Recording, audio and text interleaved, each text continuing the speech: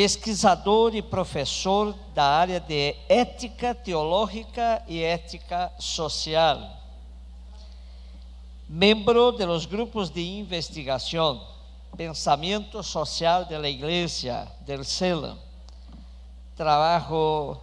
Trabaja com teologia, ética e política em clássico, diversidade afetivo-sexual e teologia em la FAGE, la Faculdade Jesuíta de Belo Horizonte, onde nós compartimos aí, trabalhamos juntos.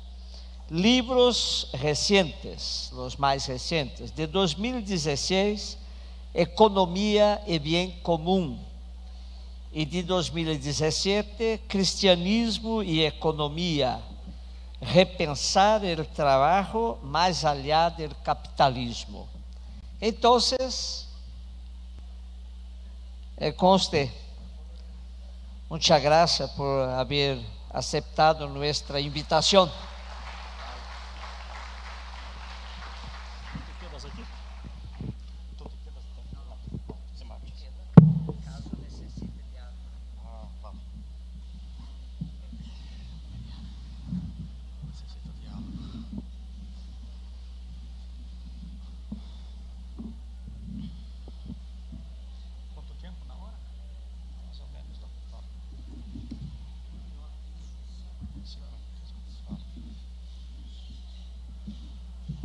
Olá, buenas tardes. Bueno, como um brasileiro, vou tentar evitar os portunholes e tentar que eu diga algo acá que todos podemos entender. Eu he preparado um pequeno PowerPoint, um data show, não? Que o companheiro Rodolfo nos vai ajudar com esse labor.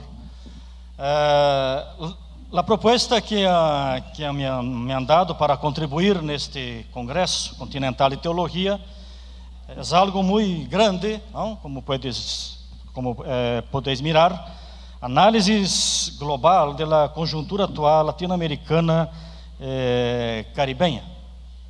Bueno, é um continente com muitos países e eu que vou proponer acá é mais uma análise, diria, sistêmica ou macro. Né? É uma proposta, umas claves de leitura, onde possamos compreender e nos ajudar a mirar muito mais, tentar buscar respostas para o porquê. Não falar tanto de los sintomas da realidade que temos e que sabemos, que muitos de nós outros fazem a experiência. Creio que o que hemos visto antes de mim é uma análise da conjuntura da mulher, não só salvadorenha, pero latino-americana e de muitas partes desse mundo, não? Então, aqui se trata um pouco de mirar a América Latina em el interior de um sistema. Desse sistema que sabemos é o capitalismo neoliberal, não? A mim me gusta uma frase de Cal Polanyi, né? É muito forte e muito significativa, não só por el autor, mas por la fecha que a frase foi escrita, em começo dos anos 40, logo depois da crise del 29.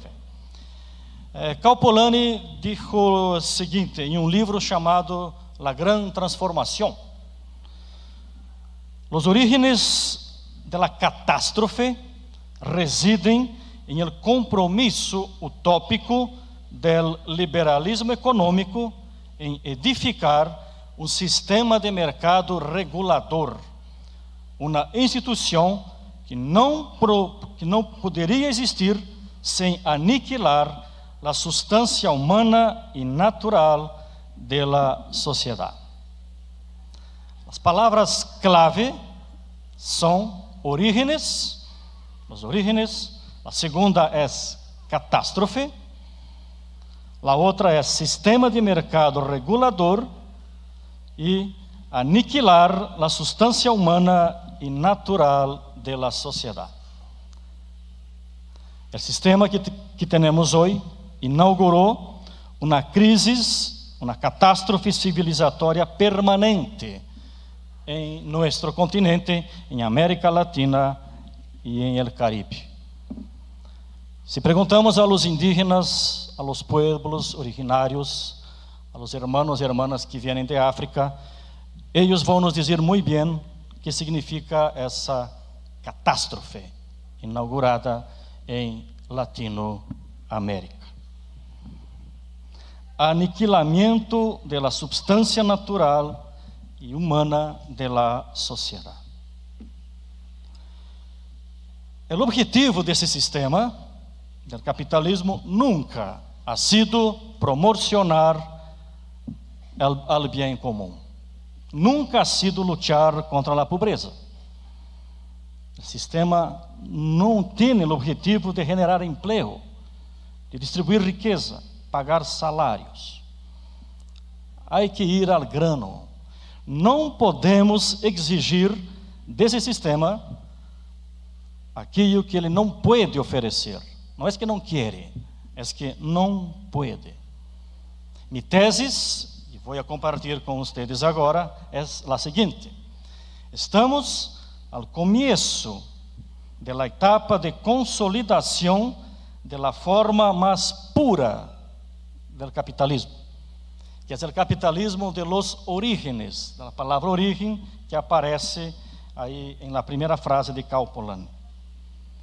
O sistema se construiu sobre essa base da ideia do individualismo, do livre mercado e do laissez-faire.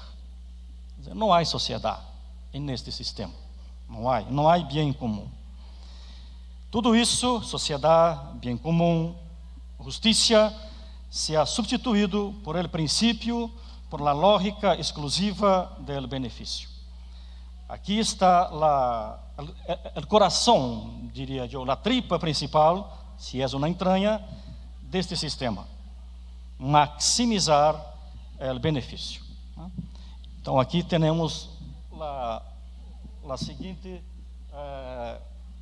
categoria de reflexão, de análise dessa realidade. A conjuntura la conhecemos, não? O status questione, como se diz na academia, né?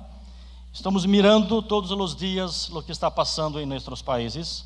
Aqui há gente de Argentina e as notícias que recebemos de Argentina são as piores, né? Acabo de receber uma notícia de Brasil, é que o Tribunal Supremo acaba de liberar a terceirização total e irrestrita do mundo laboral em Brasil, agora por la tarde, não? Então, esses governos que vamos tendo, liberais, vão alimentando um sistema, alimentando burbujas, declaram guerras, reduziram benefícios sociais, generam consideráveis déficits fiscais e oferecem o mínimo para aqueles que já não têm nada. O segundo ponto, aí entra o tema da ética, o tema da moral. O sistema garantiza aura de legitimidade moral para a avarícia. A avarícia sabemos que é um pecado capital, não? A avarícia e a violência. Se miramos os bairros ricos de nossas cidades, os ricos vivem rodeados de muros, aparatos de seguridade privada, para defender-se do seu próprio pueblo. Esse é um hecho em todas as nossas cidades médias e cidades grandes. É dizer, o capitalismo, aquele capitalismo de Medellín de 50 anos atrás, já não é o mesmo que temos hoje, desde há 5 décadas. Hoje é todavia pior. Alcançou uma fase de centralização de poder que não há comparação na história da humanidade. E a financiação do sistema é a expressão dessa nova política regida por interesse de um único coletivo. E é uma estratégia do coletivo do sistema financeiro do capitalismo. Agora, se volvemos um pouco a los anos 80, vamos a descobrir algo muito forte que este sistema tem uma lógica muito clara. É uma lógica de opostos. São lógicas que se necessitam, né? Uma lógica de mínimos e uma lógica de máximos. Minimizar as regulações, minimizar impostos, minimizar benefícios sociais, direitos laborais, educação e saúde. Por outro lado, maximizar as desigualdades, a concentração de riqueza, a privatização, os aparatos da polícia, os gastos em indústria militar e os serviços de informação. Estamos em uma ola neoliberal que começou nos 80 e agora está chegando a seu tope máximo. A categoria forte, que há que utilizá-la, a seguinte, é o capitalismo extremo. Aqui, eu arriscaria dizer que é o mal levado ao extremo. Eu identifiquei 6 extremos. É uma sociedade de mercado levada ao extremo. É um capital financeiro que controla os poderes e o poder político de maneira extrema. Há uma concentração extrema e uma desigualdade extrema. Há uma explotação extrema do trabalho. Há uma corrupção extrema da justiça. E por último, há um estado de exceção extrema que se impõe sobre os pobres. Então, essas 6 categorias, esses 6 extremos, me parece que traduzem bem os sintomas que miramos em nossa realidade. Pero uma pergunta que há que fazer: por que esse sistema se mantém diante desses extremos? Por que não se derrumba? Por que a gente não se levanta em revolução? Não, por quê? Há supostos importantes antes de entrar em los extremos. O primeiro suposto é, eu parto de uma frase de Walter Benjamin. Benjamin nos ensinou que esse sistema não morirá de morte natural. Não morirá. O sistema não só não muere de morte natural, mas o sistema renasce, ele se renueva. Se renueva, se adapta, vai adaptando-se, vai incorporando a crítica, incluso a crítica da teologia da liberação. Para quê? Para não perder a sedução. É um sistema sedutor, forte, e um sistema que não pode perder a confiança da sociedade. Quando perde a sedução e a confiança, o sistema se cai. O capitalismo está muito vivo em el sistema, en la política, en la economia, pero não solo. O capitalismo está muito vivo em los estilos de vida, em el comportamento de nossos pueblos, de nuestra gente. Os indivíduos hoje pensam de maneira capitalista. Os indivíduos legitimam o sistema, quando começam a pensar com a lógica do sistema. Alguém ha dicho hoje por la tarde que o sujeito está de tal maneira colonizado que já não pensa fora do sistema. Não mira nada fora, está todo dentro do sistema. E esta maneira de pensar está em el sujeito. Está seduzido. A transição do capitalismo industrial produtivo ao capitalismo consumista ou de consumo financeiro exigiu cambiar o modo de colonizar a subjetividade. Consumo, tecnologia e tarjeta de crédito. Todas essas formas de sedução despertam o desejo e mantêm o entusiasmo, o ânimo da gente. Podemos nos perguntar hoje, qual é a forma de sedução, de persuasão mais atual. Desde meu ponto de vista, o sistema incorporou e compreendeu uma crítica, que é a crítica do meio ambiente, a crítica ecológica, del calentamiento global, los desequilibrios climáticos, la contaminación. El nuevo concepto seductor es el desarrollo sostenible, la sustentabilidad. Es el gran concepto de la ONU, ¿no? De los estados, el desarrollo sostenible. Y la gente cree, confía que el sistema es sostenible. Es impresionante, ¿no? La solución está en la tecnología y en el mercado. Si queremos salvar la naturaleza, hay que confiar la salvación al mercado. La sociedad sigue creyendo que el sistema es sostenible. La sociedad sigue movilizada. ¿Cómo? Frecuentando centros comerciales, consumindo. Es decir, dentro dessa sedução, descobrimos algo todavia mais forte, não? O neoliberalismo não é só uma ideologia, não é só um modelo de fazer que as coisas funcionem, é mais. O neoliberalismo é uma nova razão da civilização. Há uma frase de Margaret Thatcher que apunta nessa direção. Thatcher dijo: la economía es el método, el objetivo es cambiar el alma. Isso é espiritualidade del sistema, não? Isso é cambiar el alma. A palavra sedução está em los profetas, não está em Jeremias. Sim, a palavra desejo é uma das palavras mais fortes da espiritualidade inaciana, não? Ordenar los afetos. O sistema ordena nossos desejos, nuestros afetos, ¿no? Como la espiritualidad cristiana, ¿no? El sistema no funciona sin ordenar los deseos, los afetos de los individuos. Es más corazón que racionalidad. Es más corazón, ¿no? Es un dispositivo que cria sujeitos neoliberales que se adaptam a la lógica neoliberal. La meritocracia, la competitividad, ser um empresário de si, não?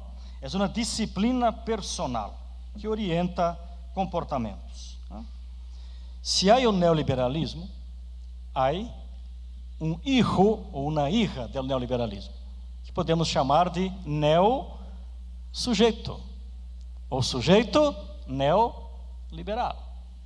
Não há neoliberalismo sem sujeitos neoliberais, que pensam como neoliberais. Por isso é difícil cambiar a situação, não? É o triunfo último do neoliberalismo, conquistar o coração das pessoas, neo-sujeito.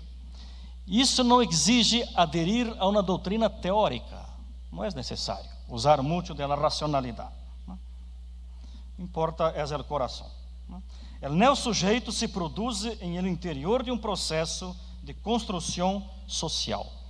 Então, Nike, Coca-Cola, Apple e outras tantas empresas não produzem somente mercancias, produzem sujeitos, necessidades e relações sociais e comportamentos, é dizer, geram reprodutores do sistema. Não há poder sem essa cultura. A gente acaba cedendo sua subjetividade para o sistema. Esse é o ethos, a ética neoliberal. E aí não há tempo para perdedores, para os pobres. Há que, como diz o Papa, há que descartá-los. Há um problema político aqui que vamos falar depois um pouquinho mais. Né? O sujeito neoliberal é como o neoliberalismo. Que valor tem a política para o neoliberalismo? A ciudad, a polis, a sociedade. A sociedade para o neoliberal não existe.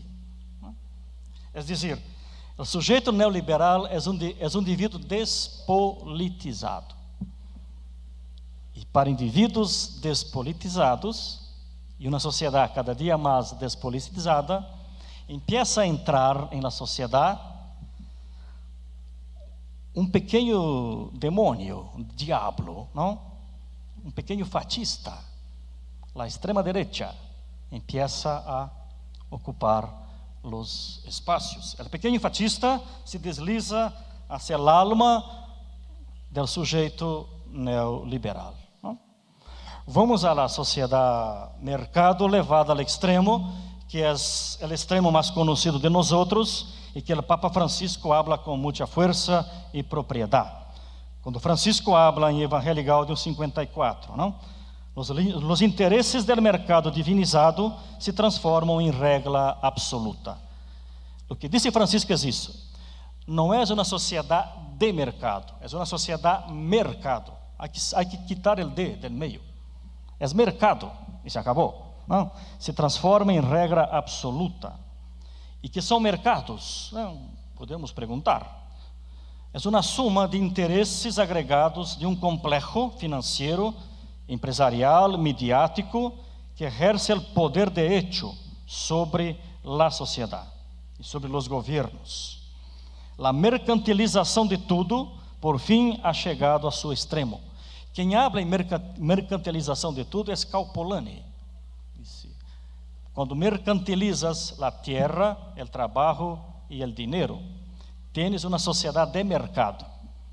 Quando tudo está mercantilizado, é uma sociedade, tudo é mercancia. Isso é um extremo do mercado que temos hoje. E tem razão Francisco, quando em el terceiro encontro dos movimentos populares, perguntou: quem governa? E o mesmíssimo Francisco responde: o dinheiro. Isso é a sociedade mercado levada ao extremo. É dizer, hemos tenido que chegar ao século XXI para descobrir que este sistema não é solo uma economia, é um modelo de civilização disfarçado de sistema econômico.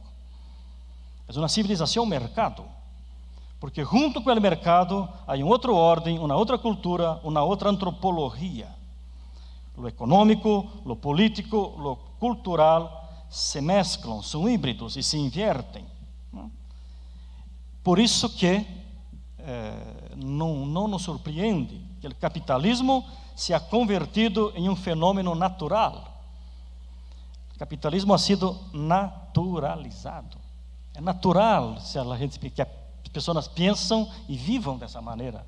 É natural, não? Que a gente busque, se vai ao centro comercial buscar um novo telefone móvel, um iPhone, e não pode pagar. É natural.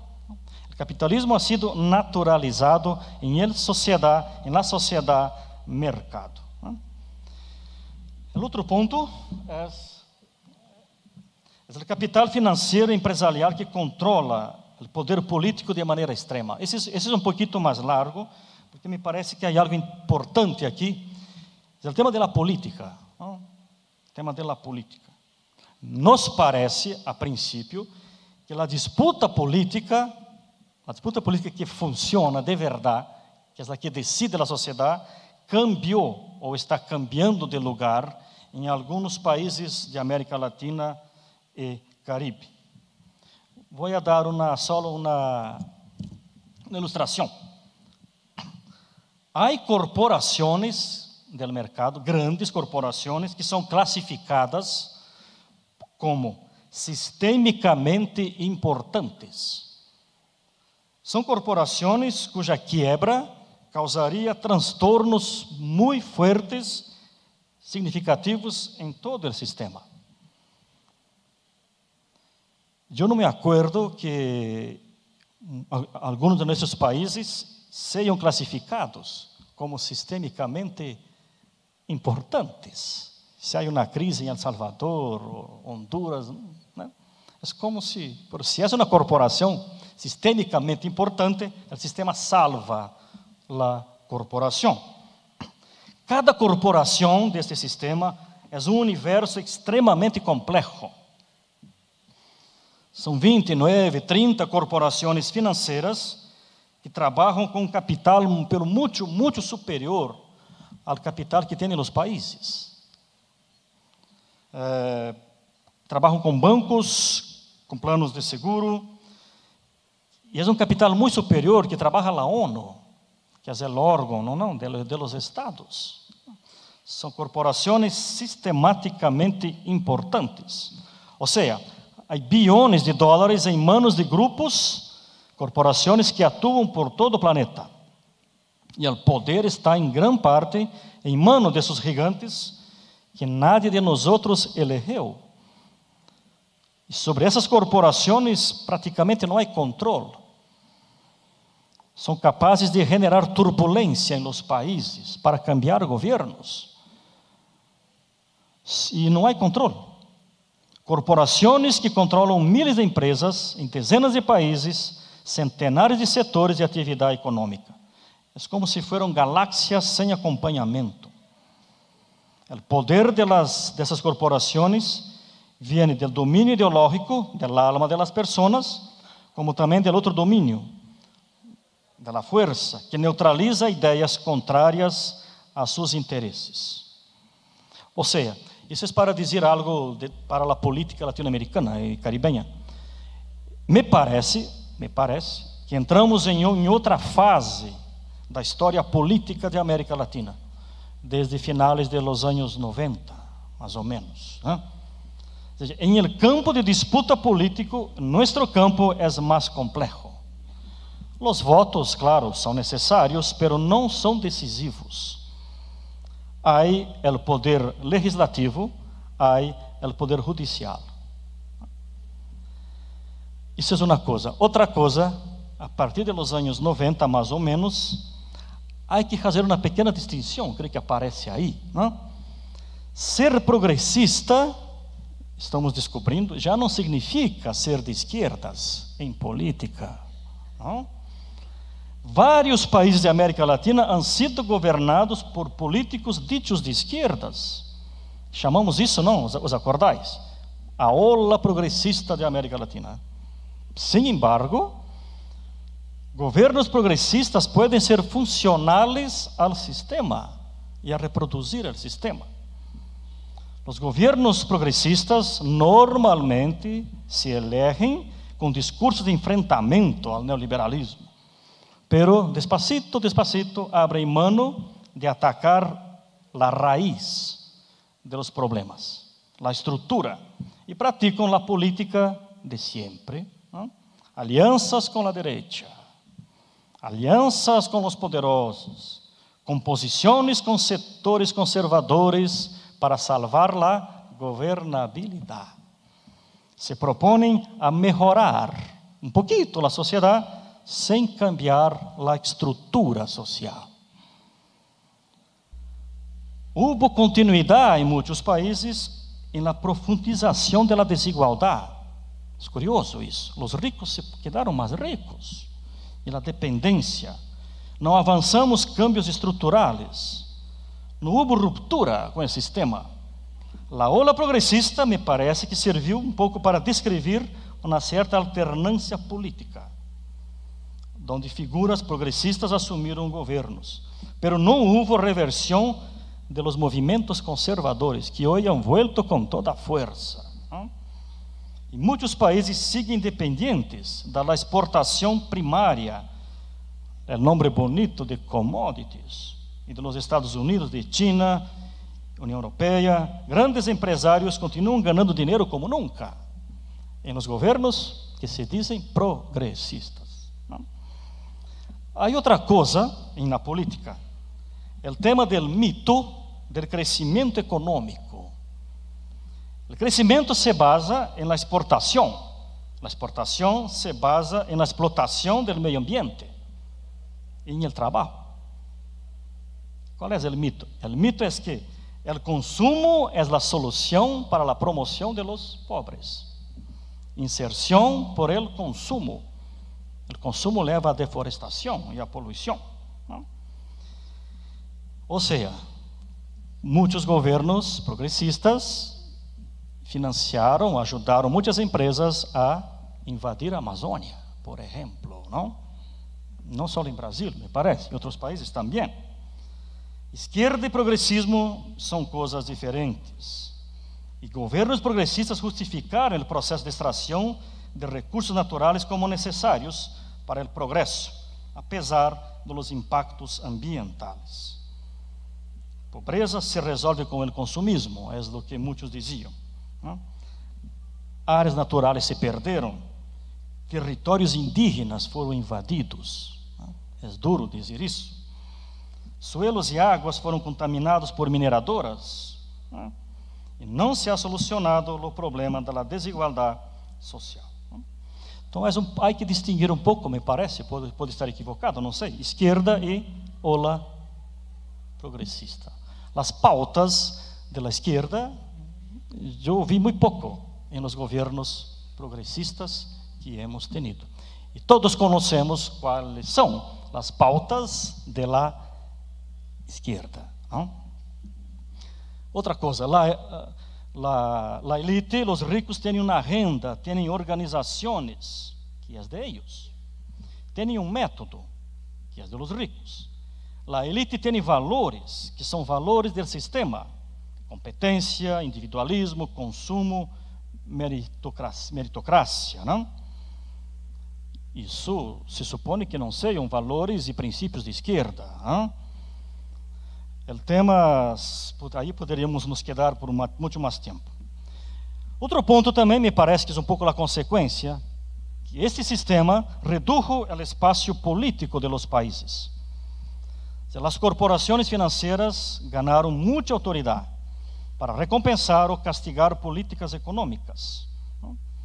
Quando as normas de um país são percebidas como prejudiciais, elas podem ser abandonadas e as empresas e o dinheiro vão a outro país.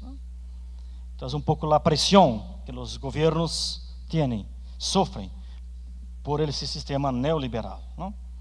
As decisões sobre a elaboração de leis, a interpretação das leis e a execução das políticas públicas são influenciadas bajo forte pressão do sistema, não? Outro ponto também da política, a influência das corporações se dá através, não mais tanto por el debate político,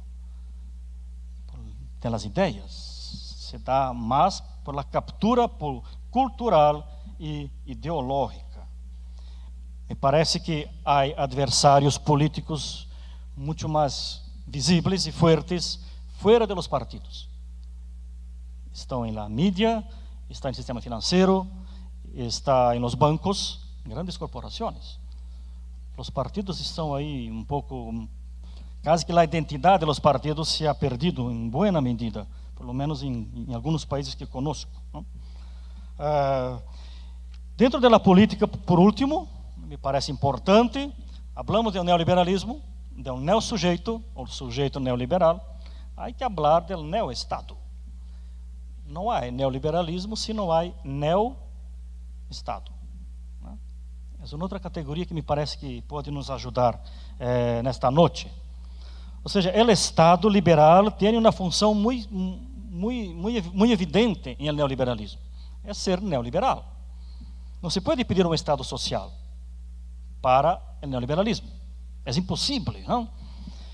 E um Estado neoliberal tem a função de manter a segurança, a polícia nas calles, construir prisões, não? Garantizar o controle social, criar condições para que o capital opere com toda a liberdade. E é um capital que não tem nenhuma função social. E uma agenda de um Estado neoliberal não cabe reivindicações de justiça, de direitos sociais, de direitos laborais. Isso é todo o contrário. A agenda do neoestado la define o mercado, ou o neoliberalismo. São eles que definem. Então, é natural que o capitalismo tenha hoje as marcas da destruição e que a violência ha sido institucionalizada por el próprio Estado para que o mercado pueda saquear nossos pueblos. Essa fase que estamos vivendo desprecia os interesses de diversas parcelas da sociedade. Aún dentro da política, podemos dizer que o neoliberalismo chegou a um extremo da política, que parece algo, assim, diria, ambíguo, que é privatizar a democracia. Pero isso não é novo. O capitalismo é incompatível com a democracia. Não há maneira. Não? Desde suas origens, há muitos historiadores, sociólogos, politólogos aqui, sabemos que Desde el orígenes, el capitalismo dividió la sociedad en dos categorías: los propietarios y los trabajadores. El capital de un lado y el trabajo del otro, y el resto del otro, ¿no? Ou seja, os dueños del capital não abdicam de su poder em favor del pueblo. Las conquistas del pueblo, ¿cómo se consiguen? Con mucha calle, con mucha lucha. Si no, não conseguimos nada. Seguiríamos aí no século XVIII, não? Por isso, as instituições também estão organizadas em função dessa privatização da democracia. O que podemos esperar das instituições públicas do Estado neoliberal? Mas neoliberalismo. A política é rehén do capital. O pueblo, ¿qué es el pueblo? Godoy, el pueblo es un coadjuvante, inconveniente y desechable de la democracia. Lo siento, pero estamos descubrindo isso com muito dolor, não? Pero, como se diz em Brasil, vivendo e aprendendo. A política é del capital, ponto.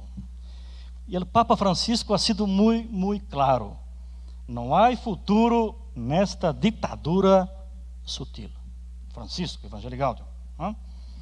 Se miramos nossos parlamentos, nossos ministros são todos del 1%, milionários com os bolsillos llenos, e com casas em Miami e vacaciones em Austrália, não sei onde, né?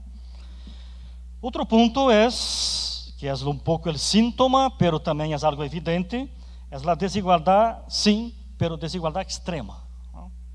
Aí Thomas Piketty nos ha ajudado com os estudos do capital no século XXI.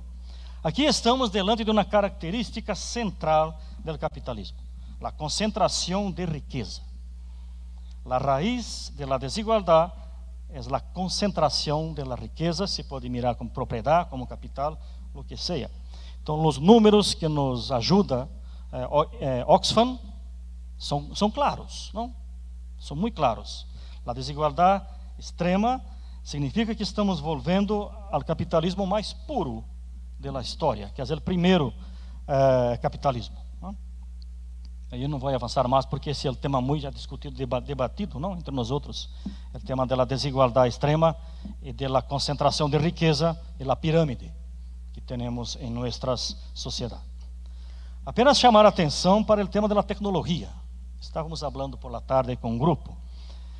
A tecnologia serve para os ricos para uma coisa muito interessante: intentar transcender a condição humana e proteger-se dos fluxos migratórios, do câmbio climático, das epidemias. Os ricos não estão interessados em um futuro melhor para a humanidade. Os avanços em tecnologia, genética, inteligência artificial estão transformando algo muito forte para a humanidade, transformando a desigualdade econômica em desigualdade biológica. Os ricos dia podem chegar a ser melhores que o resto, mais inteligentes, mais sanos, ter uma qualidade de vida. O perfeccionamento humano pode resultar em separar a humanidade em uma pequena classe e uma gigantesca subclasse de pessoas inúteis, ou, como disse Francisco, desejáveis. O outro tema, a explotação extrema do trabalho. Aí está, não? Outro, apareceu? Explotação extrema do trabalho, aí está, não? Se a desigualdade é um dos pilares do sistema, o outro pilar é a explotação do trabalho. É uma das causas principais da desigualdade. E o sistema ha operado e sigue operando na desorganização das relações laborais. Os altos níveis de desemprego, explotação, precariedade desnudam o caráter mais cruel deste sistema. As relações de trabalho han cambiado do modo de explotação a um regime de expoliação, o caso de esclavitud.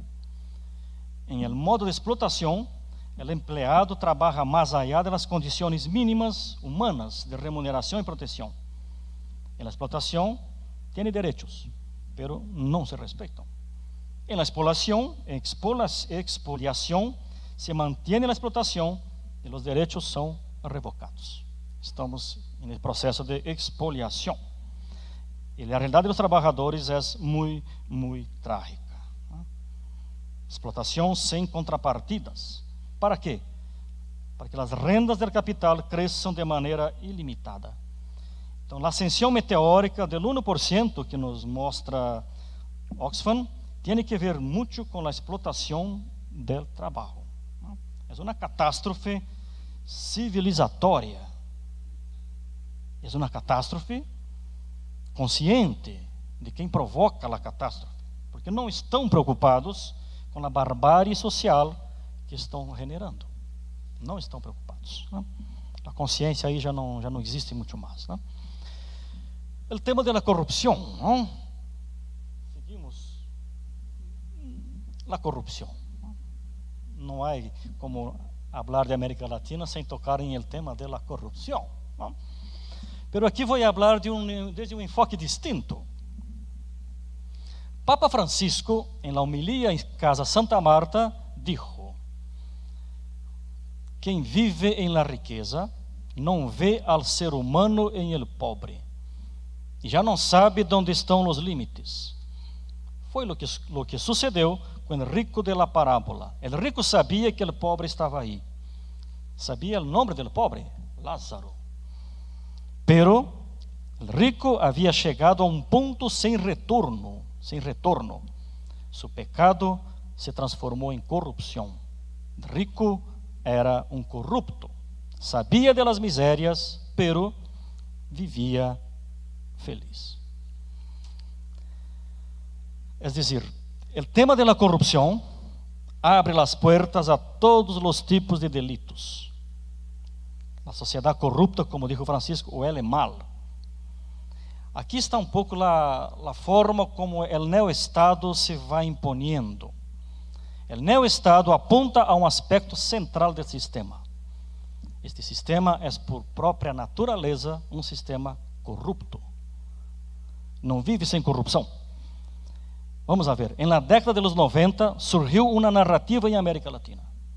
A corrupção política é uma causa importante do atraso de seus países pobres. Os corruptos são os políticos. Isso vaziou muitíssimo o debate estrutural da desigualdade, da justiça. A análise da estrutura política é substituída por uma leitura moralista. Esta operação serviu para imponer a hierarquia moral do mercado, como se a corrupção fosse coisa de corruptos e não do mercado. Pero é todo lo contrário.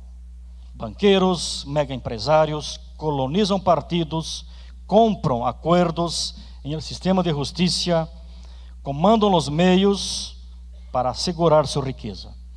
Gigantes planetários transformam seu poder financeiro em poder político, servindo-se da corrupção. O poder financeiro se move em el espaço planetário. Aqui entra o tema dos paraísos fiscais. São redes de corrupção que escapam de las jurisdições e de las obrigações fiscais, ocultam sua origem. São elementos centrais de las atividades do sistema financeiro global. É uma zona de secreto em um mundo sem regras. O peso político dos gigantes financeiros é suficiente para bloquear os intentos de regulação por parte de los governos. Es decir, es una corrupción enraizada en el sistema, con lazos con el poder, tanto a nivel internacional como a nivel nacional.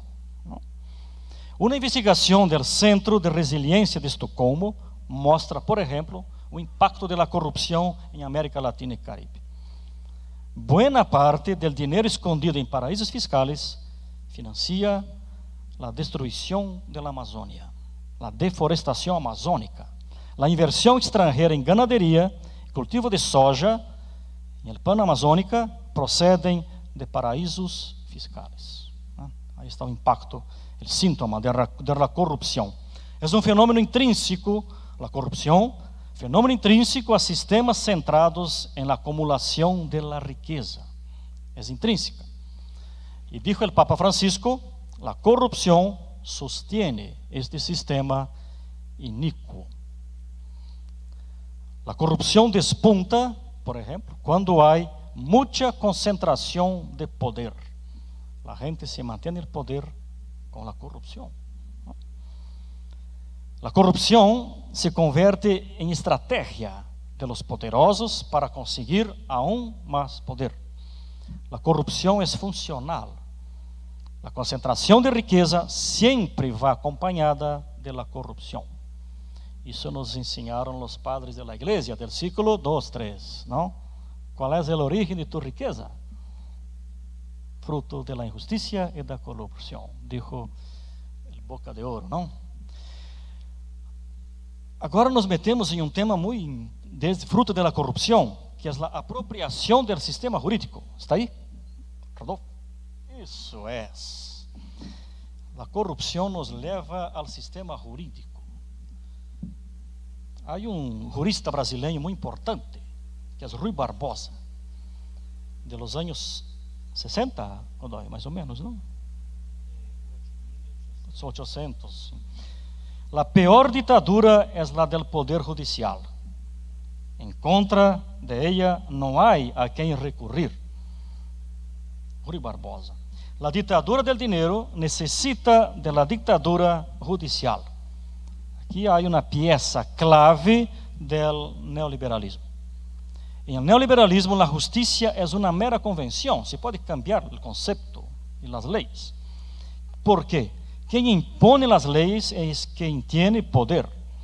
Por isso, dijo Francisco, o sistema é injusto já em sua raiz. Em el derecho sucede el auge radical de la separação entre pueblo e Estado. O direito já está corrompido em suas bases. As práticas jurídicas, por lo menos em Brasil, confirmam o elitismo do poder judicial. É uma superestrutura que legitima todo o sistema. É intocável, não? São marajás. A lei é aplicada por magistrados que se sentem uma elite superior e se utilizam do poder como instrumento de práticas concentradoras de riqueza e para absolver a corrupção de los poderosos. Isso não é uma patologia do sistema. Isso é o sistema. O sistema funciona assim. O controle do poder econômico depende do controle do direito. Então, direito e política são formas únicas de um único processo de controle de toda a sociedade. Então, a presença de los interesses privados em el direito alcançou em América Latina e Caribe níveis extremos. O poder de las corporações forma um universo muito articulado. O controle do direito é um instrumento importante para consolidar toda a estrutura. Hoje, a profundidade, a organização e a invasão dos interesses privados em la esfera de la justiça ha chegado a níveis extremos. As corporações dispõem de seu próprio aparato político, cada dia mais. A dimensão jurídica é uma dimensão central de los tratados de livre comércio. As empresas reelaboram o direito em função de seus interesses. Impera a prioridade do direito comercial sobre o direito laboral e o direito ambiental.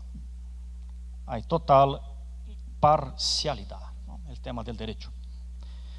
Dentro do direito, temos o direito como um instrumento de poder. É importante para nós outros, me parece, entender esse modo de operar, esse modus operandi desse poder, para compreender como o sistema se mantém. Como ele se mantém. E se miramos o direito em América Latina, por lo menos o Brasil, o direito sempre ha estado ao lado de los ricos e poderosos. O direito, o Supremo Tribunal Federal, a que ha mandado Olga Benário, não, para os campos de concentração nazista. E por aí vai. Não? O direito brasileiro, não? O Supremo. Não? O golpe de Estado de Brasil em 2006 foi refrendado por el Supremo Tribunal Federal. Não? São protagonistas da história política de nossas nações. Então, o neo-estado, desde o ponto de vista do direito, é um estado de não direito, que nega o direito. e não está sujeito à democracia. Não? Podemos dizer em broma, não? É o direito da direita. Não? Se podemos falar assim, não? É o direito da direita. Me gusta, não? Porque isso é tremendo, não? Essa experiência, não? Que estamos vivendo, não? A elite do dinheiro não só legitima sua atividade, mas cria uma ordem legal que permite atuar de maneira impune, não? Em Brasil dizemos que a justiça brasileira e as cárceles são para pobres, putas, pretos e agora petistas. Não? É um pouco isto, não? Essa dimensão do poder é central na hora de compreender o que está sucedendo em relação a diversos liderazgos progressistas de América Latina. Bajo o tema da corrupção. Pero o maior inimigo do povo não é a corrupção, é a desigualdade, é a injustiça estrutural. Ou seja, estamos diante de uma nova realidade. Entender este mundo de gigantes que invadiu a política e cambiou o lugar da política é vital.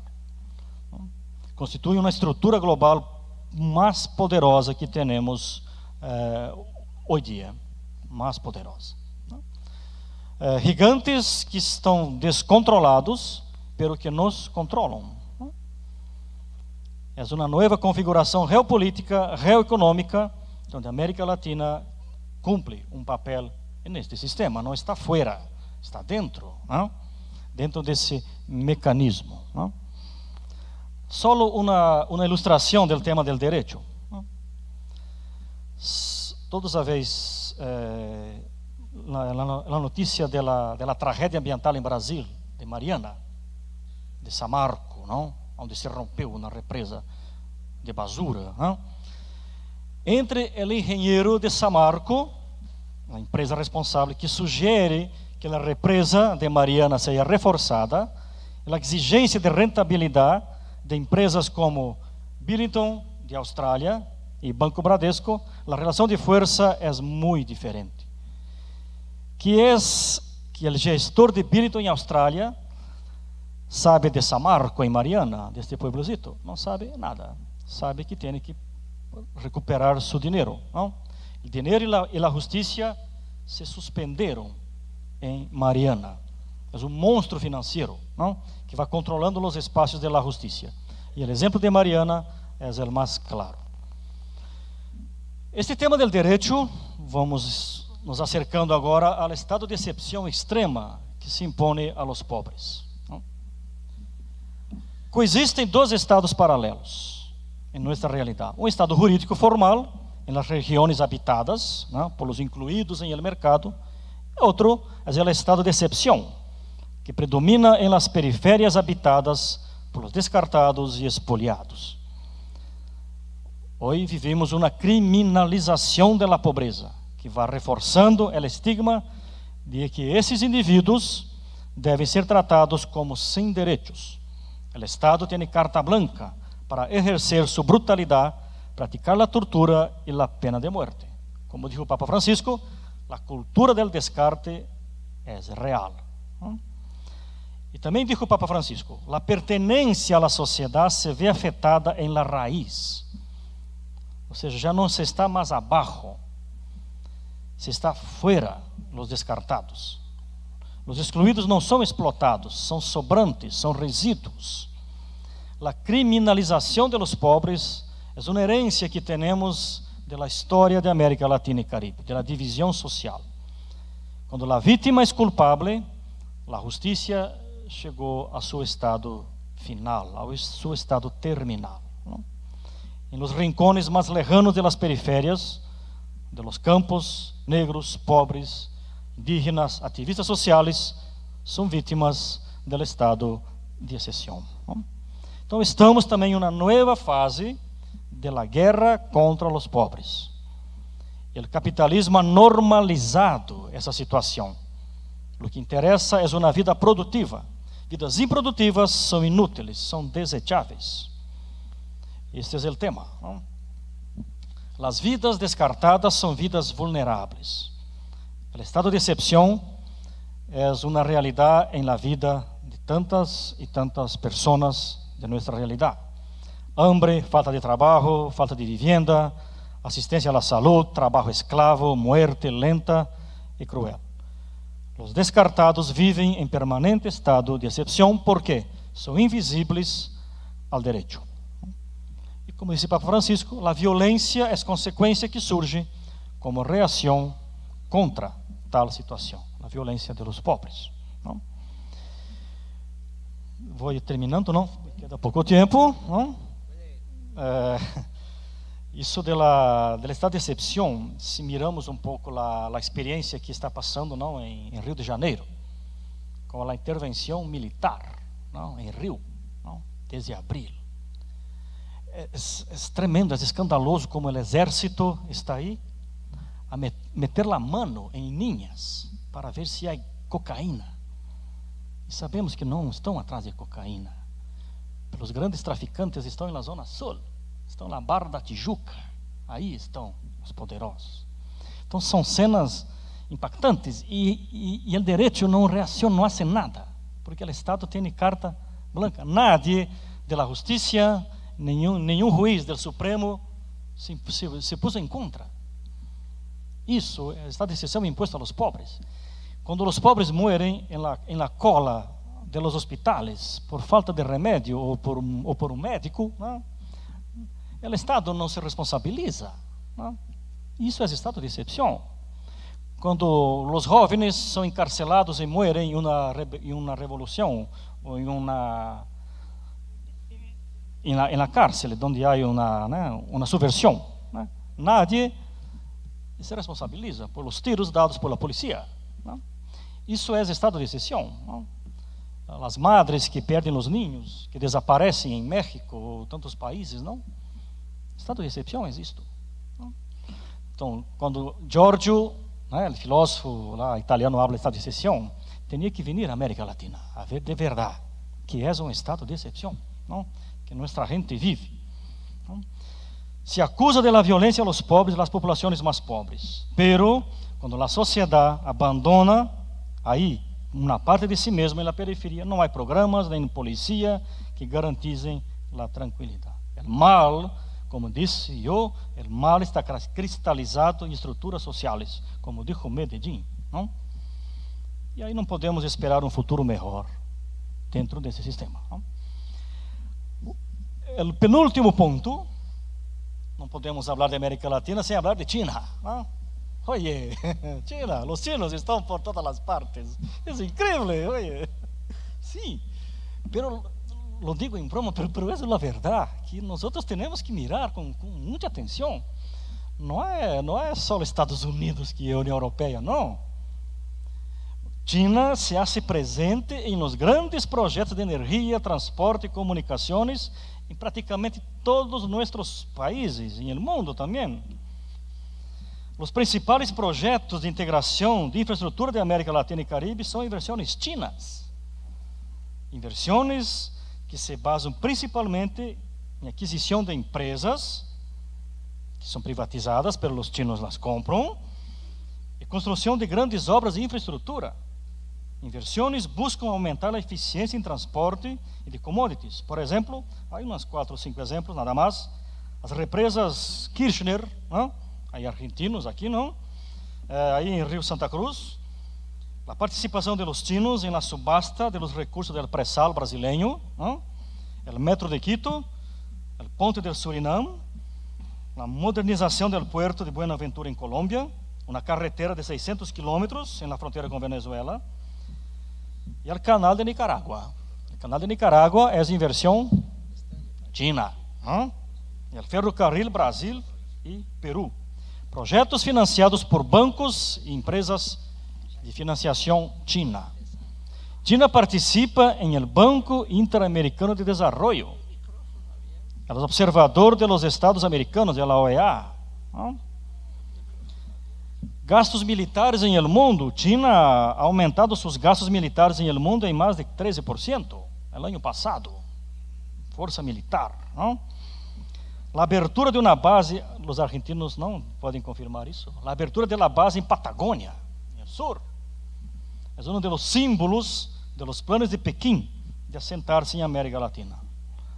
Não sei se viste internet, mas é uma antena do tamanho de Belo Horizonte, eu creio, não? Em el suelo del desierto, 17 pisos sobre a Patagônia. Esta estação de Patagônia foi construída por el exército chino. Não? É incrível, não? Então, China leva um plano de grande alcance em América Latina. Amplia o comércio de maneira considerável. Resgata governos, ajuda, socorre governos em crise. Fortalece laços militares, assegura recursos. Não? E há muita coisa de China, mas aqui já não é melhor depois dar o último passo. Só é um dado importante. Em el ano 2017, o comércio entre China e países da América Latina e Caribe alcançou 244 mil milhões de dólares, mais que o doble do que se generou todo na década anterior. Desde 2015, China é o principal sócio comercial da América do Sul. Me parece que em uma perspectiva de largo prazo, incluso antes, talvez mediana, em América Latina, pode que China já habrá superado a Estados Unidos em influência capital de dinheiro. Não? Seguimos agora com estas questões, não? Ditadura del dinheiro. Vamos a mirar aqui. Perguntas, não? Perguntas. Perguntas. O papel do filósofo, do teólogo, há que perguntar. Seria o capitalismo um modelo de civilização insuperável? Não. Mira, China é governado por el Partido Comunista, mas tem capitalismo mais capitalista que... Eu estive em China, e Mirce, que está por aí também, não? Aí em Hong Kong, é um capitalismo que já passou os Estados Unidos, Nova York, não? Que há depois do capitalismo? Haverá civilização depois do capitalismo? Não? Uma terceira pergunta, não? Há que perguntar: a protesta, a resistência são suficientes desde o ponto de vista estratégico? Não? A gente protesta, resiste, mas seria suficiente? Não? Qual seria o grande desafio global? Não? O grande desafio? Não? E por último, Rodolfo, Medellín 68, El Salvador 2018. Estamos aqui, não? Violência institucionalizada, situação de pecado. Palavras de Medellín. Expoliação, descarte de los pobres. Dois términos, Medellín e Francisco. O capitalismo ha vuelto de maneira definitiva, me parece, a los orígenes, não? Como dijo Karl Polanyi. E para nós outros, por la manhã hemos escutado, né, a dos padres aqui de Ameríndia, Cecílio, que dizia: quando não sabemos bem para onde ir, há que volver a los orígenes, não? Isso. Dentro dessa realidade, que significa volver a los orígenes? Duas perguntas bem tontas, não? Mas que há que perguntar, me gusta. Necessitamos outra Medellín em América Latina e Caribe? Uma Medellín 2? Não? Não? Aparecida me parece que não. O impacto de Aparecida não foi o mesmo de Medellín, nem sombra de Medellín, não? Sim. E por último, outra pergunta, dentro desse contexto da ditadura do dinheiro, outra pergunta: necessitamos outro conceito de liberação? Não? Outra pergunta que me vem de momento aqui, não, Godoy, não? Como disse ao começo, são provocações, claves de leitura que vamos sacando, não, em las investigações para ajudar um pouco nessa reflexão del ver mais sistêmico, não, desde a realidade. Gracias. Qué bueno.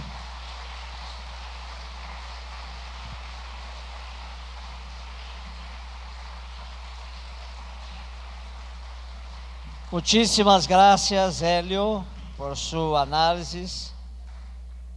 creo que vamos a salir un poco deprimidos, pero es la realidad.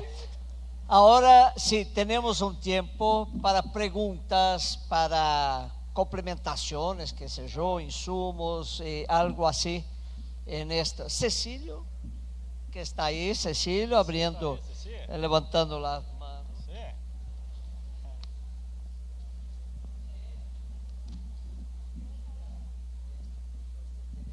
Ah, vale, tú tienes otro, ¿no? Escuro. No, ya. Muito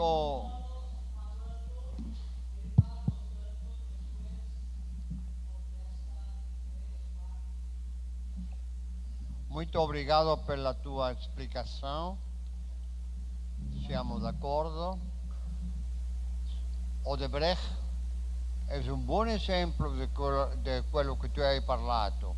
As corporações financeiras que passam de país em país e corrompem, al menos na Colômbia. Tres pequeñas indicaciones. Una, sin duda ninguna que tú sabes como el domingo pasado en Colombia hemos tenido una encuesta, una consulta pública sobre el tema de la corrupción, algo cuyos resultados son muy ambiguos, te darían tiempo y espacio para poderlos analizar.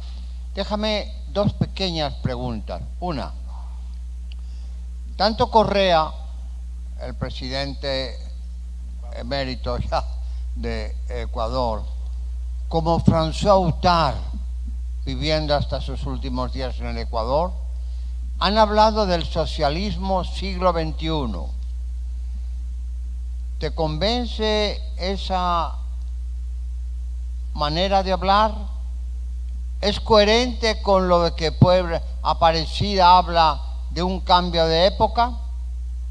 Y segundo, dentro de todos los análisis económicos, totalmente de acuerdo, hay un punto que dificulta mucho la comprensión del sistema económico en Colombia y otros países, a saber, el del narcotráfico. Una vez que estuve en Estados Unidos dando alguna charla, hablé de que no podríamos nosotros vender el narco si no nos lo compraran. Sin embargo, la culpa la tenemos nosotros y los muertos los ponemos nosotros. Y acabé diciendo, y yo ahora, en caso de que necesiten, compren la colombiana, que es de calidad certificada.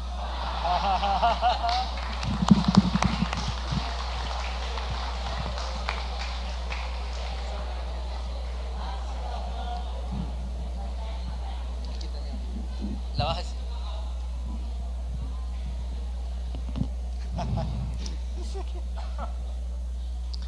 Buenas noches, mi nombre es Daniel y soy estudiante de economía.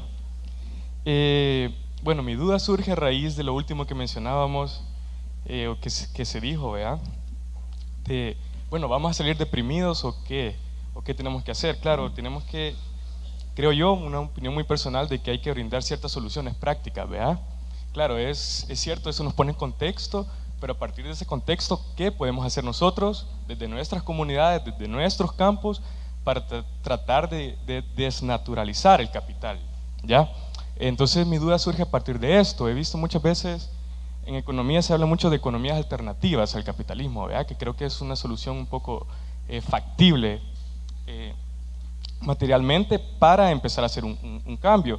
El problema es que estas economías yo muchas veces lo he visualizado en la práctica muchas veces, que tienen nociones distintas, ¿verdad? En su organización, en cooperativismo y todo eso, pero a la hora ya de hacer el producto muchas veces solo se queda simplemente en vender algo, y eso ya queda siempre en las lógicas del consumo. Entonces se ve que no hay un consumo para estas iniciativas alternativas al capitalismo. ¿Cómo romper eso? Debido que ya se visualizó, ¿verdad?, la imposibilidad muchas veces de todo un sistema jurídico de derecho que imposibilita ese cambio también, no solo en la noción económica, sino en la dimensión cultural, política y social. Entonces, a partir de eso, factiblemente, esas alternativas, ¿será que las alternativas en realidad están malas por estar siempre inmersas en las lógicas del capital? ¿O es necesario unas alternativas radicalmente? ¿Y cómo se lograría? ¿Vea? Debido a la imposibilidad muchas veces que se habla de todo ese sistema político que ya está sometido a las lógicas del capital. Gracias.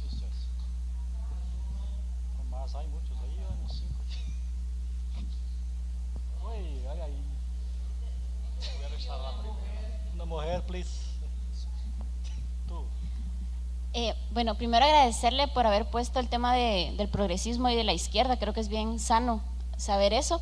Y también, yo soy de Guatemala y me preocupa mucho el avance que tiene este discurso vacío de la corrupción. Justamente el actual presidente de Guatemala ganó las elecciones con un discurso de ni corrupto ni ladrón, y es un discurso que se está regando a nivel Latinoamérica y totalmente despolitizado, ¿verdad? Entonces, como ¿por dónde le entramos si ahorita lo que vende es en mi país la CICIG, ¿verdad? Igual siempre la embajada gringa atrás, y la gente está muy contenta con eso, y de hecho la que era fiscal ahorita va para candidata a presidenta y estoy segura que va a quedar, porque la embajada pues ya la eligió, ¿verdad? Entonces, sí me preocupa mucho cómo el tema de la corrupción y la agenda gringa sigue siendo permanente en la democracia en nuestros países. Entonces, ¿cómo podemos entrarle ahí a ese tema vacío de la corrupción?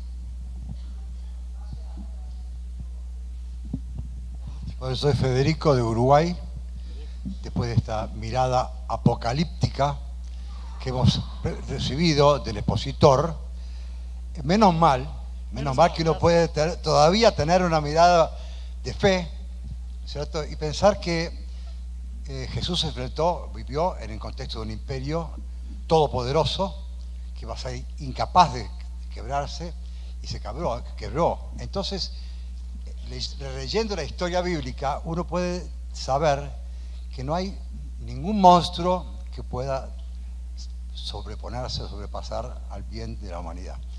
Quiero decir esto porque en el fondo yo me escuchaba con todo este encuentro que me ha revuelto muchas cosas interiormente, y decía, escuchar este mensaje que es real, nadie lo niega, y quizá peor de lo que el expositor está presentando, bueno, desde la mirada de fe de esta iglesia pequeña, pobre, pecadora que estamos viviendo, recordando nuestros antepasados profetas, ¿qué queda? El Apocalipsis.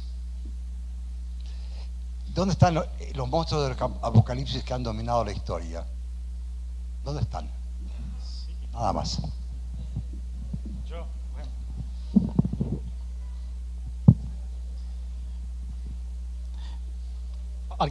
Por Dios, há 20 anos aí. Bueno,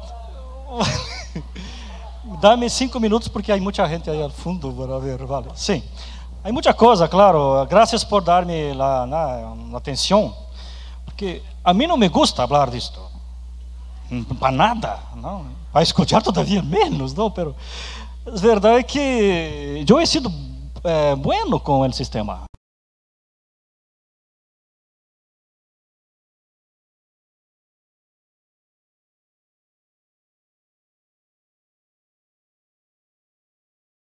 Patriarcal, é homofóbico e por aí vai. É xenofóbico. Esse sistema é fundamentalista. Esse sistema é patologia pura. Esse sistema é um vírus, é uma praga, lo que sei. Não. Basta mirar nossos bairros, miramos as periférias, o mundo laboral, a natureza. Coisa dá medo. O sistema dá medo. O sistema. E eu digo que eu he sido bueno porque Juan, não, em Apocalipse, chamou o império de dragão, de 7 chifres, de prostituta de Babilônia. Não, eu não digo essas palavrotas, não, eu fui bueno, não. Pero meu papel aqui era pouco isto, era análise, é pouco al ver. Não era dar esperança, não. Era perguntar ao final, não. Pouco essa é a ideia. Porque de verdade, o tema da corrupção, se miramos o sistema desde o século XVI, XVII, quando empieza, as navegações, então, aí já havia muita corrupção. O sistema nasce corrupto. Não? E agora, por que o discurso vuelve com força sempre que a ola progressista está em el governo? ¿Por quê? Porque la derecha o los conservadores suelen tener 3 banderas políticas. Quando a coisa vai mal para eles, não? É patriotismo, ajudem-me, família, Deus e corrupção de quem está no governo. Assim ha sido. Brasil, em el primeiro golpe de 64, o grande discurso contra João Goulart foi corrupção, família, tradição, família e propriedade. É puro discurso de quem não quer o que está passando, não?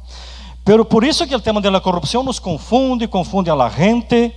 Pero quem impõe esse discurso, se viene de los grandes, de los poderosos, de la mídia, desconfie, porque não é bem assim, não?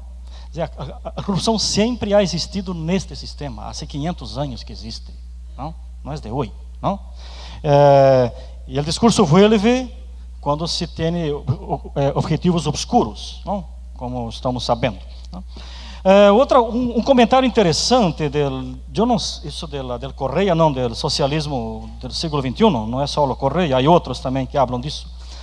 Mira, eu não tenho aí uma postura clara, porque me parece que há que ser muito prudente, não? E os países não são todos iguais. Há socialismos em el plural. O socialismo pode ser uma alternativa para uma realidade específica, não? Há que perguntar que socialismo estamos falando. Ok, não? Há teorias, sabeis muito, não? Muitas teorias socialistas, não? Eu não sei. Eu defendo um pouco a ideia de Francisco. Há que buscar alternativas onde elas já existem. Onde elas existem? Em las pequenas iniciativas, em los pequenos, não? Em las pequenas cooperativas, em las organizações populares. Aí estão as alternativas. Pero essa gente que tem essas iniciativas não está preocupada em derribar o sistema. Está preocupada em viver. O primeiro é pão, techo e trabalho, como dijo Francisco. Isso é o primeiro. O segundo vem o debate político. Não podemos pôr o carro em frente de los bois, como se diz em Francisco. Por isso, como se diz em Brasil, não? Um comentário muito rápido também,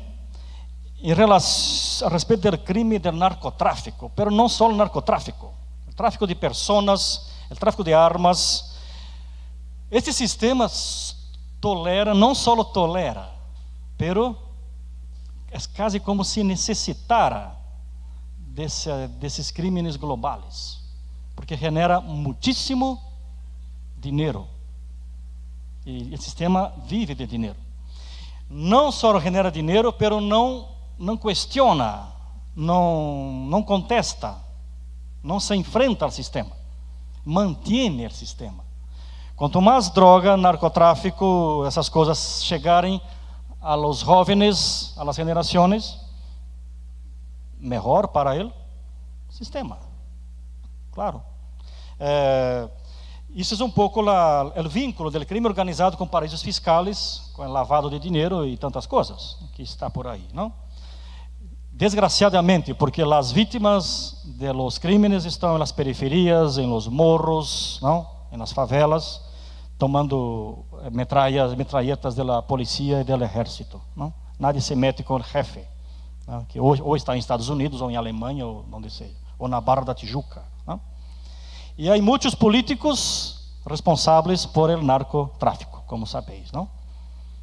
Faz parte do sistema, não? O vínculo com os paraísos fiscais. Há algo mais? Não sei. Aproveitar outros comentários, não? Eu decía de la esperanza, y ya dijeron algunos, y usted, la búsqueda de alternativas desde los pequeños, como la unión de los pequeños David contra Goliat. Y también cómo descubrir los pies de barro del monstruo, porque tiene pies de barro. Y lo podemos descubrir si estamos abajo y allí, ¿no?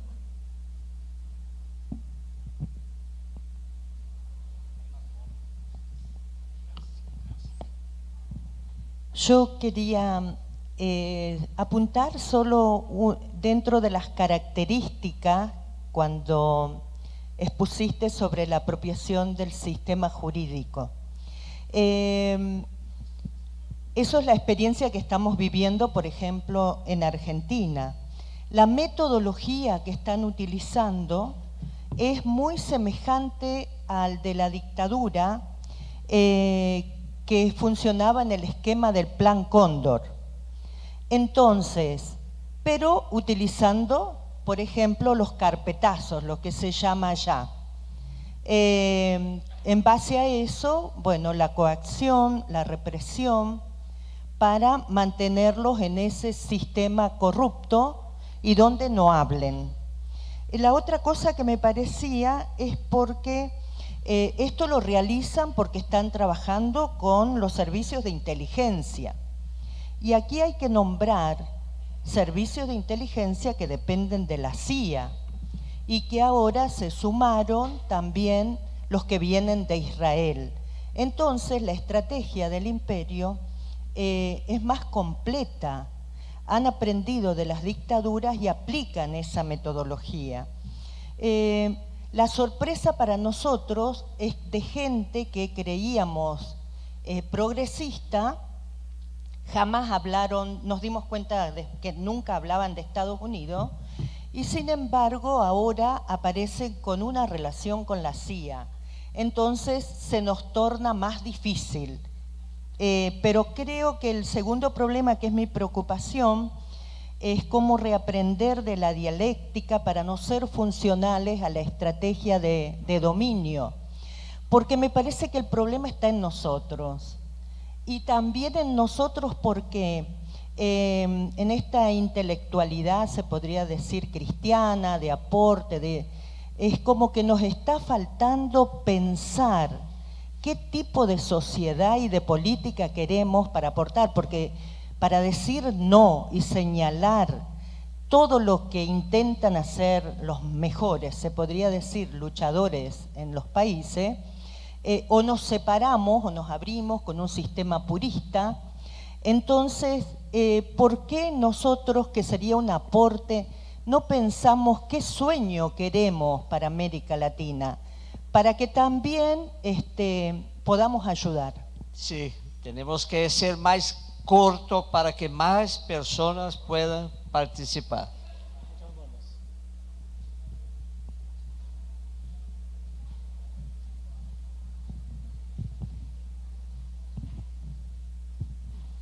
Buenas noches, soy Brian de Guatemala y primeramente quiero agradecer la calidad de exposición, fue impresionante.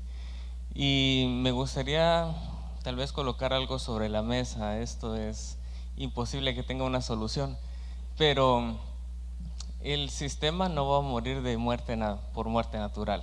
He seguido tal vez un poco la pista de que Medellín trató de buscar cómo se lidia contra este sistema.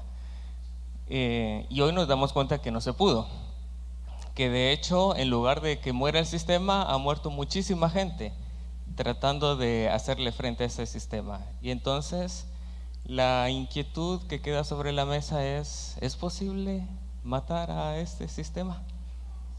Por ahí.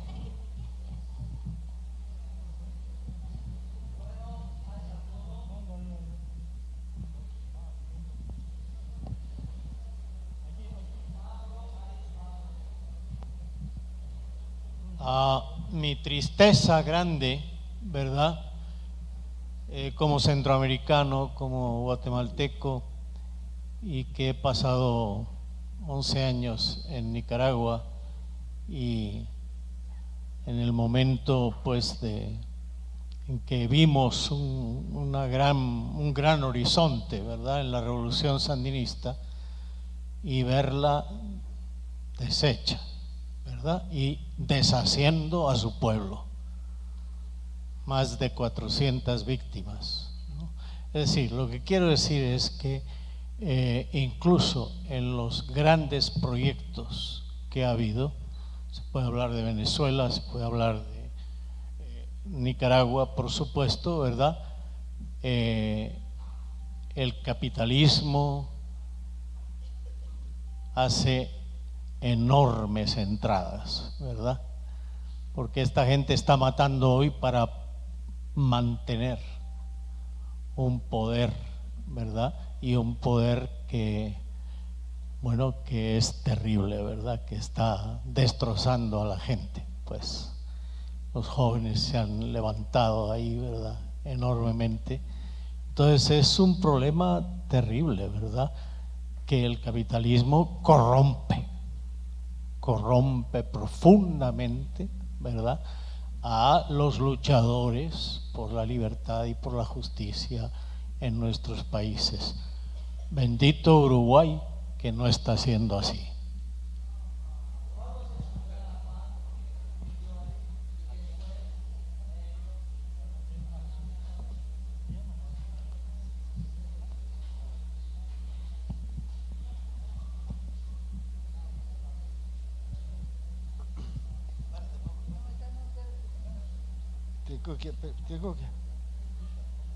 Bueno,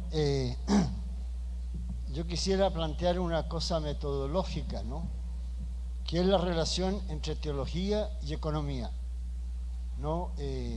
Yo escribí un blog, no sé dónde está, sobre ese tema en Amerindia, ¿no? Ok. El tema de economía y teología. Yo pienso que la teología de la liberación se ha alejado un poco del análisis económico, ¿no? Uno ve la primera teología de la liberación de Gustavo Gutiérrez, manejaba mucho la parte económica, quizá con un cierto, mucha referencia al marxismo, ¿no? Porque yo creo que hay que rescatar algunas cosas también del marxismo, un marxismo que no sea marxista, ¿no? Pero vuelvo al asunto de economía y teología, ¿no? Yo creo que hemos decaído un poco en la teología de la liberación en la relación con la economía. Yo soy ahí un amigo y un discípulo de Franz Schinkelhammer, ¿no?, que trabajamos todos los viernes 4 horas en diálogo con Franz Schinkelhammer, que para mí es un economista excelente, ¿no?, sobre todo economía política, y que se interesa muchísimo por la teología y por el Papa Francisco. También, ¿no? Tú has citado a Francisco. Yo creo que tenemos que retornar a una teología de la liberación que dialogue con la economía, sobre todo con la economía, también con la psicología y muchas otras ciencias, ¿no? Pero ya me ha gustado mucho, Helio, tu exposición, porque realmente un análisis económico, pero que has tirado muchas líneas para la teología de la liberación también.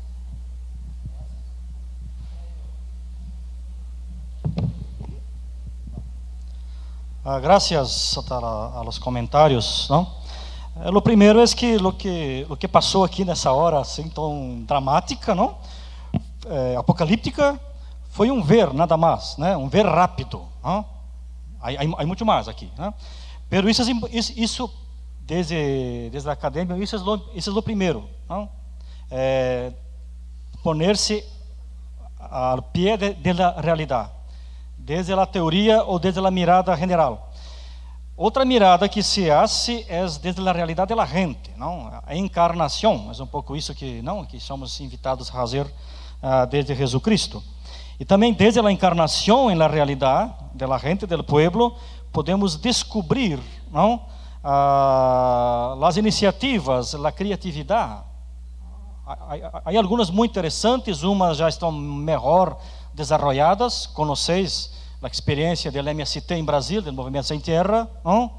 Que se ha solidificado de uma maneira impressionante, não? Ha deixado um pouquinho o debate político, pero se meteu em el econômico, porque o primeiro era a vida da gente, não? E agora tem cooperativas, tiendas por las cidades, estão no mercado, com os frutos do trabalho de los pequenos campesinos sem terra, não? Isso é uma experiência muito rica. Há que aprender muito de movimentos como el Sem Terra em Brasil e outros movimentos campesinos que temos, desde a praxis. E desde a praxis, reflexionar teológicamente, con las claves del reino de Dios, porque la primera categoría nuestra no es el socialismo, la primera categoría es el reino de Dios, es esta, es la persona de Jesucristo, es ella que nos ayuda primero, ¿no? Creo que sí, ¿no? Para mí eso es algo evidente, ¿no? Hay que buscar en Cristo, en Jesús, en el Evangelio, que nos ilumina e inspira, ¿no? Essas pequeñas experiencias. Desde el Evangelio, mirar la realidad, la denuncia, pero desde el Evangelio, descubrir las semillas del reino y ahí ponerse a ayudar, que las semillas vengan y produzam fruto também, não? Então, há alternativas, há señales, pero aqui não me tocava esta parte, que é a melhor parte, não? Essa é a melhor, não me tocou, não? Também, não, aqui também não se... Isso é o que dijiste, companheiro, é muito importante, dar o passo, não, para o teológico. Isso é ver rápido, não? Que a teologia tem que dizer. O companheiro já falou do Apocalipse, não, do dragão. Isso é teologia, não? E solamente uma mirada teológica pode revelar ou desvelar, é assim que se diz, desmascarar o pecado presente em la estrutura. Nenhuma ciência lo hace. A teologia descobre o ídolo. A teologia descobre o mal presente no mundo. E ele denuncia como pecado, porque é um pecado não só contra a criação, contra a humanidade, é um pecado contra Deus. Aqui Deus está em jogo. A imagem de Deus, a criação, as criaturas estão sendo violadas, muertas e destruídas. Se está herindo a imagem de Deus. É um sistema não só idolátrico, é um sistema ateu, contra Deus. Aí se hace teologia. Então, essa análise é muito importante e há que fazê-lo. E o personal del DEI, Jumo Sung, Axman e tantos, nos ajudam nesse ponto. E para terminar um pouco este comentário, desde meu ponto de vista, há que ir despacio. Eu sou um pouco discípulo de Francisco. Há que pensar mais em processos que ocupar espaço. Estamos em um processo, não já ocupar. Há que ocupar espaço. Não, processos. Há que construir desde abaixo o tempo. E a religião cristiana é a religião do tempo, não do espaço, não? É o tempo santo, não? O tempo da salvação, Eloi, do Evangelho de Lucas, não? Que há que concretar despacio, não? É o processo. E sem pressas, com muita prudência, com discernimento, ajudar o povo, a gente, a avançar, para romper, cortar as cabeças, descobrir o ídolo, os pés de barro, não desse ídolo, né, que tu dijiste, né, irmã? É assim, despacio. E o mais importante é deixar que o Espírito Santo nos ajude nesta marcha, não? O Espírito de Deus contra o Espírito del mal, por excelência. Gracias.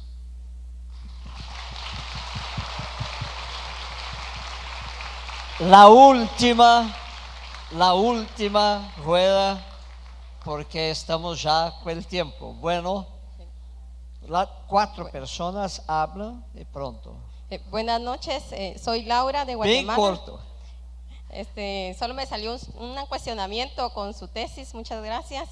Me quedó el cuestionamiento si es el sistema económico liberal el problema o son las personas que no tienen valores cimentados las que están siendo las causantes, porque es fácil decir es el sistema, pero detrás del sistema hay personas libres y autónomas que tienen responsabilidad y eligen hacer mal su trabajo, eligen no decir nada, eligen participar, eligen callar, eligen no tener una fe viva.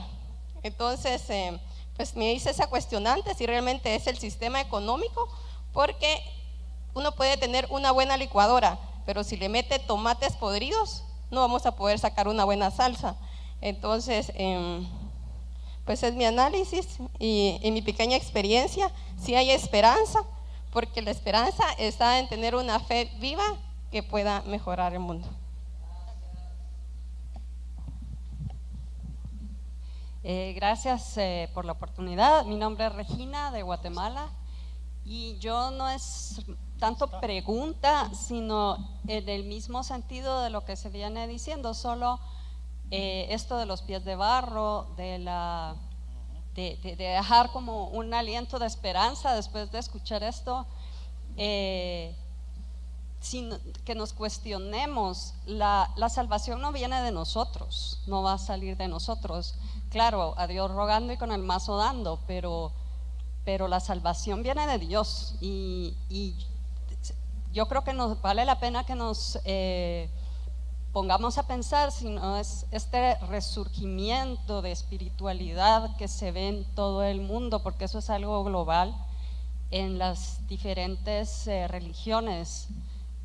Bueno, más bien el abandono de la religiosidad y el despertar de una espiritualidad más profunda, por ahí nos puede venir la salvación realmente. Gracias.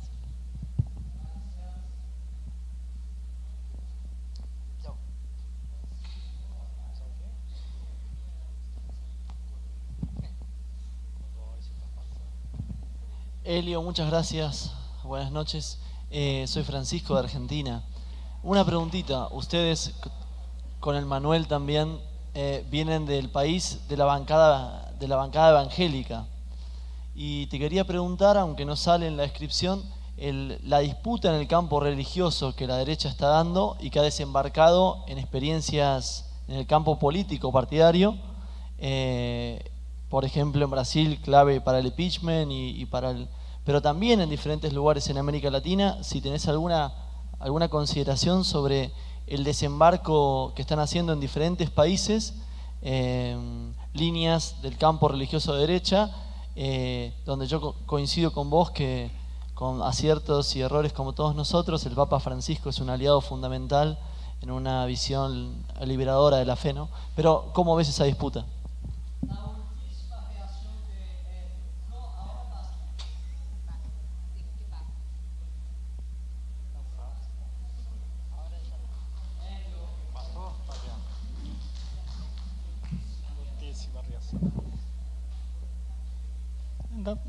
Sim, apenas uma coisa. Estou de acordo que é a responsabilidade, pero não é só isto, não. Hoje, segundo eu he hablado, e estou cada dia mais seguro disso, porque eu trabalho na formação em Belo Horizonte. Muitos estudantes de todas as partes da América Latina e não só. E a constatação é que o sistema se move em âmbito de la farsa, não? E aqui sou professor de teologia moral. Então, o tema da consciência. Quando falamos del alma, também o tema da consciência.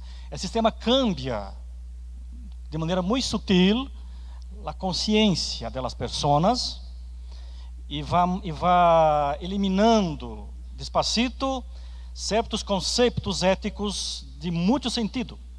Um deles é a responsabilidade, não? Outro são conceitos de solidariedade, de justiça e de caridade, não?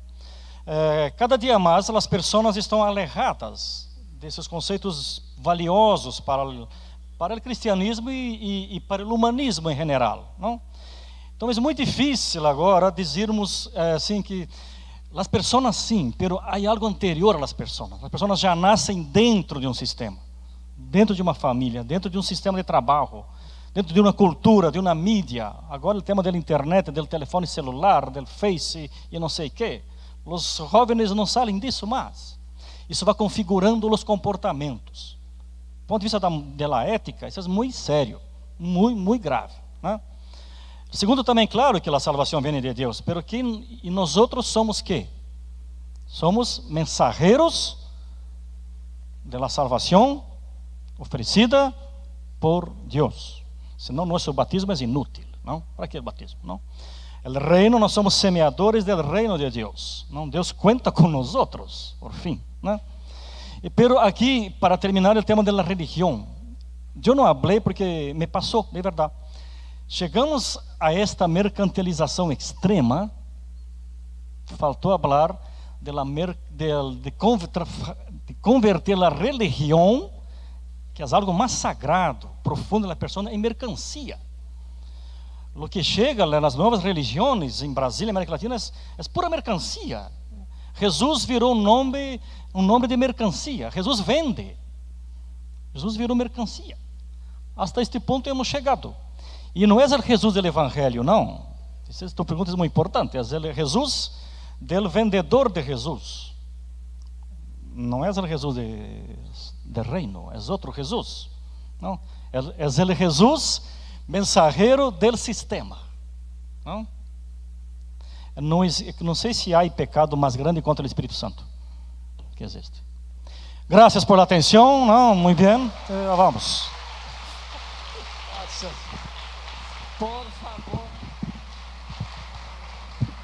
Por favor, temos alguns avisos. Por favor. Eu quero, antes de los avisos, agradecer uma vez mais a Hélio e a todos vocês que se quedaram hasta agora, que está muito difícil.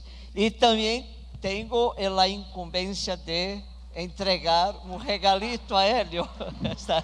Então, Hélio, pode... E agora Marta vai dar uns recados técnicos. Brevísimo. La cena ya está para esos que tienen un ticket para la cena en verde aquí en la cafetería. No necesitan subir. Mañana el desayuno también aquí en la cafetería. Solamente en el almuerzo tenemos que subir porque está la afluencia de los estudiantes. Por favor, esos que vengan por buses, lo más cómodo es que entran por el ICAS y tienen aquí la rampa para subir a la Corea. Por cualquier otro problema, búscanos. Muchísimas gracias, buenas noches, hasta mañana.